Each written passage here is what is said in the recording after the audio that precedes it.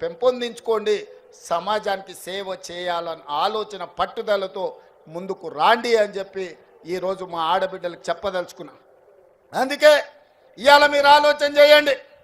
ఆనాడు ఇందిరమ్మ, ఆ తర్వాత ప్రతిభా పాటిల్, ఆ తర్వాత మీరా కుమార్, ఈనాటి వరకు మహిళలకు తెలంగాణ రాష్ట్రం ఇచ్చిన సోనియమ్మ ఆశీర్వాదంతో ఈనాడు ప్రియాంక గాంధీ గారు కూడా చట్టసభలలో ఉన్నారు. మహిళలకు అండగా నిలబడ్డది ఇందిరమ్మ రాజ్యం కాదా? మీరు ఒక్కసారి ఆలోచన చేయండి. అందుకే ఈరోజు ఇందిరమ్మ రాజ్యంలో ఆడబిడ్డల సంక్షేమం, ఆడబిడ్డల అభివృద్ధి ప్రధాన ఎజెండాగా పెట్టుకొని మేము ముందుకు వెళ్తున్నాం. మా మిత్రుడు బట్టి విక్రమార్క గారు చెప్పినట్టు మొదటి సంవత్సరంలోనే 21,000 కోట్ల రూపాయల బ్యాంకు జీరో వడ్డీ రుణాలను మీకు ఇచ్చి మళ్ళీ మీరు ఆత్మగౌరవంతో తలెత్తుకునే విధంగా ఈనాడు కార్యక్రమాలు తీసుకున్నాం. మొన్న సివిల్ సప్లైస్ కార్పొరేషన్ రివ్యూ చేసినాం, అగ్రికల్చర్ డిపార్ట్మెంట్ రివ్యూ చేసినాం. పెద్దలు ఉత్తమ్ కుమార్ రెడ్డి గారు, తుమ్మల నాగేశ్వరరావు గారితో పంట పండించిన పంట ఐకేపీ కేంద్రాలు కొంటున్నాయి. కొన్న వడ్లు మిల్లులకు వెళ్తున్నాయి. మిల్లులో కొన్ని పంది కొక్కులు ఆ వడ్లను మొత్తం మెక్కుతుండ్రు. కట్టబోయా అంటే కట్టరు, పట్టుకోబోయా అంటే దొరకరు. అందుకే ఈ దొంగలను నమ్మదలుచుకోలే. ఈ దొంగలకు గుణపాఠం చెప్పాలి. ఈ ఎలకలకు పందికొక్కులకు మందు పెట్టాలి అంటే రాబోయే రోజుల్లో ప్రతి మండలంలో మా మహిళా సంఘాలకు రైస్ మిల్లులు పెట్టించే బాధ్యత మా ప్రభుత్వం తీసుకుంటుంది. మీ సోదరుడు రేవంత్ రెడ్డి తీసుకుంటాడు, మీ రేవంత్ అన్న తీసుకుంటాడు. రైస్ మిల్లులే కాదు, గోడౌన్లు కూడా కట్టించి ఐకేపీ కేంద్రాలలో మీరు కొనుగోలు చేసిన వడ్లను మీ గోడౌన్లలో నిల్వ ఉంచి ఆ వడ్లనే మీరు మిల్లింగ్ చేసి బియ్యం రాష్ట్ర ప్రభుత్వానికి, ఫుడ్ కార్పొరేషన్ ఆఫ్ ఇండియాకి సరఫరా చేసే విధంగా చర్యలు తీసుకోవాలని ఉత్తమ్ కుమార్ రెడ్డి గారితో మాట్లాడినా. ఈ మహిళా దినోత్సవ సందర్భంగా మా ఆడబిడ్డలకు నేను ఒక మాట ఇస్తున్నా. రాబోయే రోజుల్లో మీరు చూసుకోండి, ప్రభుత్వమే స్థలం ఇస్తుంది, ప్రభుత్వమే లోన్లు ఇప్పిస్తుంది. మీరే గోడౌన్లు కట్టండి, మీరే రైస్ మిల్లులు పెట్టండి. మీకు అండగా నిలబడతాం, మిమ్మల్ని వ్యాపారస్తులుగా నిలబెడతాం. మీ కాళ్ళ మీద మీరు నిలబడండి, ఆర్థికంగా నిలదొక్కోండి. ఈ రాష్ట్రాన్ని $1 ట్రిలియన్ ఎకానమీగా మా ఆడబిడ్డల్ని మార్చండి అని చెప్పి నేను ఈ సందర్భంగా అడుగుతున్నా. అందుకే ఈరోజు రాష్ట్ర ప్రభుత్వం 1 కోటి మంది మహిళల్ని కోటీశ్వరులను చేయాలంటే ఈరోజు 65 లక్షల నుంచి 67 లక్షల మంది మహిళలు చేరిన. మరి దీన్ని విస్తరించాలనుకున్నాం. అయితే కొన్ని నిబంధనలు అడ్డం వచ్చినాయి. 18 ఏండ్ల నుంచి 60 ఏండ్ల వరకే ఈరోజు సంఘాలలో సభ్యులుగా చేరడానికి నిబంధన ఉన్నది.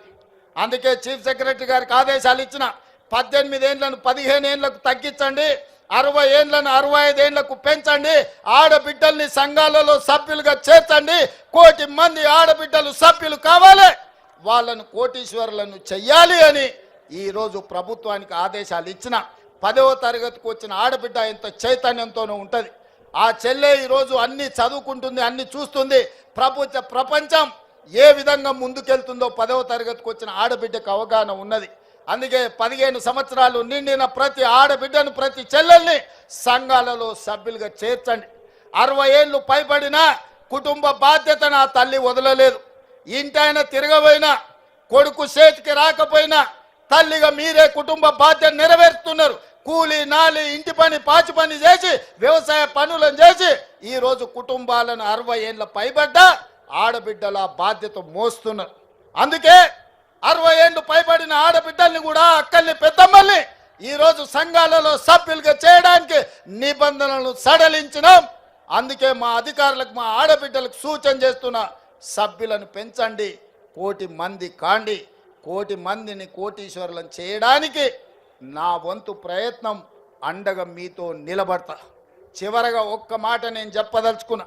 చంద్రగ్రహణం పోయింది, మన జీవితాలలో వెలుగులు వచ్చినాయి. ఇందిరా మహిళా శక్తి అంటే ప్రపంచానికే ఆదర్శంగా నిలబడే ప్రయత్నం చేద్దాం. ఆనాడు ఇందిరాగాంధీని అమ్మ అన్నారు మొదటి తరంలో, రెండో తరంలో ఎన్టీఆర్ను అన్న అన్నారు. ఈరోజు నన్ను మీరు రేవంత్ అన్న అంటుండ్రు. నేను మీ కుటుంబంలో సభ్యుణ్ణి, కుటుంబ సభ్యుని అన్న అంటే ఆ కుటుంబం యొక్క బాధ్యత తీసుకోవడం, ఇది బంధానికి పేగు బంధానికంటే అతీతమైనది. ఈనాడు మా ఆడబిడ్డల ఆశీర్వాదంతో తెలంగాణ రాష్ట్ర ముఖ్యమంత్రిగా ఈరోజు మీ ముందు నిలబడి మాట్లాడుతున్నారంటే ఈ ఆడబిడ్డల ఆశీర్వాదం ఉండబట్టే ఈ రేవంత్ అన్న మీకు తోడుగా ఉంటాడు. ఆనాడు ఇందిరమ్మ శక్తి, ఆ తర్వాత ఎన్టీఆర్ యుక్తి, ఈ రోజు మీ రేవంత్ అన్న స్ఫూర్తిగా తీసుకొని తప్పకుండా ఆడబిడ్డల్ని కోటీశ్వరులుగా మార్చి కోటి మందిని అభివృద్ధి పదం వైపు నడిపించి తెలంగాణను $1 ట్రిలియన్ ఎకానమీ చేస్తాం. ఇదే కాదు, హైటెక్ సిటీ పక్కన మీరు చేసే ఉత్పత్తి, హైటెక్ సిటీ పక్కన విప్రో, ఇన్ఫోసిస్ లాంటి దిగ్గజాలైన కంపెనీలు, కార్పొరేట్ కంపెనీలతో పోటీ పడే విధంగా వందల కోట్ల రూపాయల భూమి శిల్పారామం పక్కన 150 షాప్స్ తోని మీకు అందించడం జరిగింది. మీరు నలుమూలల నిర్మల్ పెయింటింగ్స్ కావచ్చు, ఆదిలాబాద్లో గిరిజనుల కళా వృత్తులు కావచ్చు, తెలంగాణ రాష్ట్రం నలుమూలలో వంటలు కావచ్చు, లేకపోతే తిను బండారాలు కావచ్చు, మీరు చేసే ఉత్పత్తులు అంతర్జాతీయ మార్కెట్ కలిగే విధంగా హైటెక్ సిటీ పక్కన మీకు ఇందిరా మహిళా శక్తి ఒక బజార్ను, ఒక మార్కెట్ హబ్ను మీకోసం క్రియేట్ చేసినాం. అక్కడ మీ ఉత్పత్తులను పెట్టండి, కార్పొరేట్ కంపెనీలతో పోటీ పడండి.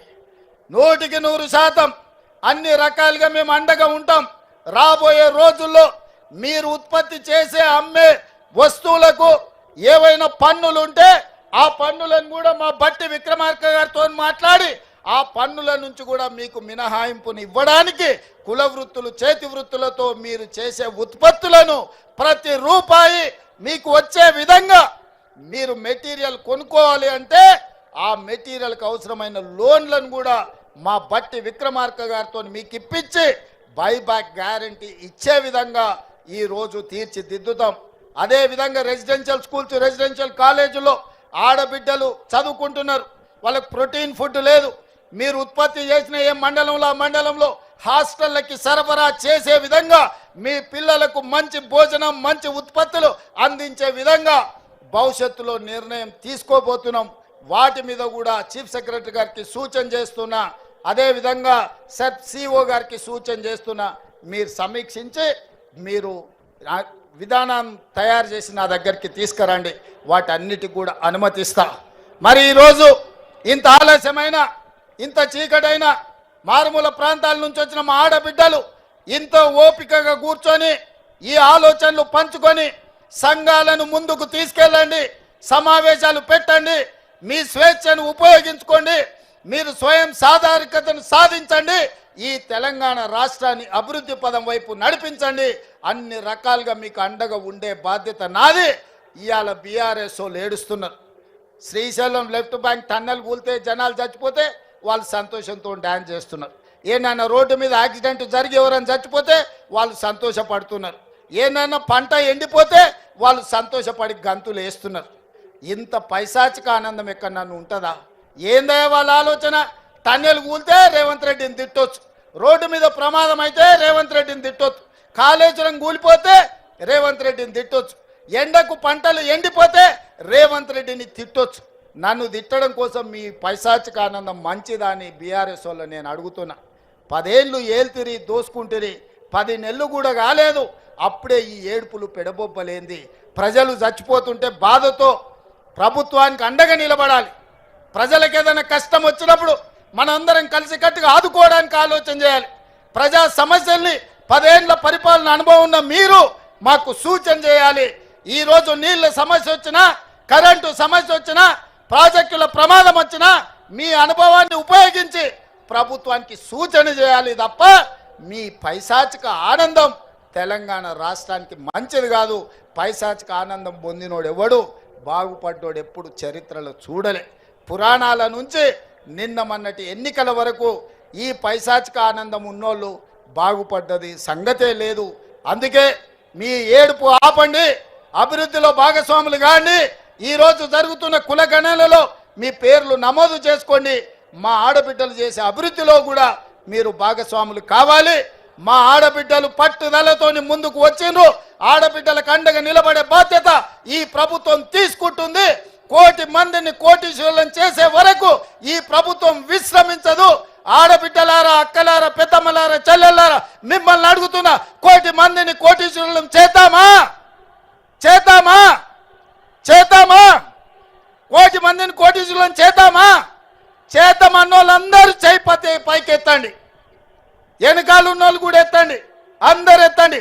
జై ఇందిరమ్మ, గట్టిగా జై ఇందిరమ్మ, జై ఇందిరమ్మ. ధన్యవాద సోదరి మనులారా.